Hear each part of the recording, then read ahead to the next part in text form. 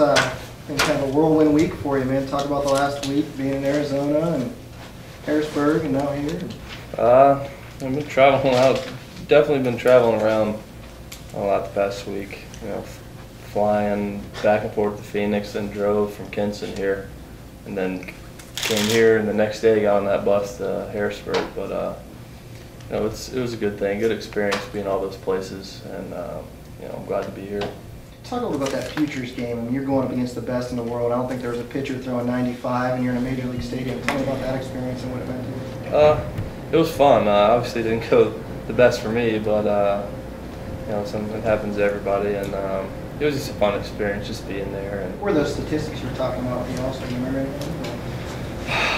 I want to say since like 1999 or whenever it started, there's been like 88 people that have played in the Futures game have gone on to be Major League All-Stars, which is a pretty good stat. Shot when you start Friday, and you struck out Harper twice. Yeah. Talk about that game and talk about your first start. Yeah, I think everyone forgets I only went 4 2/3 when they say that I struck out Harper twice. But you know, it was good to get out there and, you know, get my first AA start under my belt. And actually, I felt good. I felt better towards the end.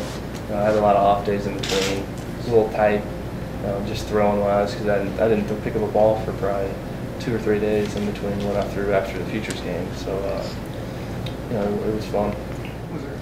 To elaborate on the Harper, you know, in the minor leagues, you don't pitch against a lot of guys that everyone knows. Everyone knows the name Bryce Harper.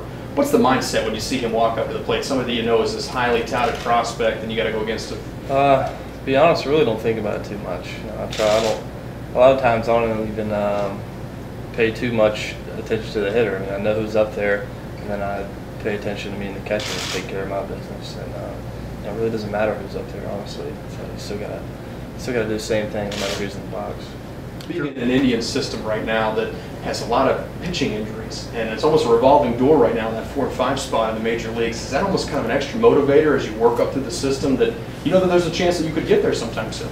You definitely see when people start getting hurt, a lot of people move around the system a lot more. But you know, I just gotta personally not really even think about too much of that. Just go out there and try and get better off every start. Get used to pitching in AA, and you know what I need to do to win games. I think I'll be happy with where I'm at. What do you think separates you now? What do you need to learn now to make that next leap, which could be 2 steps? I think it's mostly what I was working on in Kinston, just throwing 3 pitches for strikes and keeping my pitch counts down.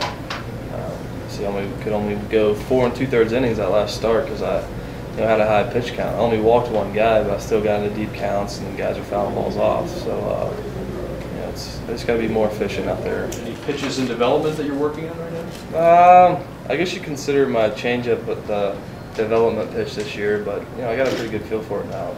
Throwing it whenever I need to do it and throw it for strikes. So I don't know if it's too developmental right now after first half of the season.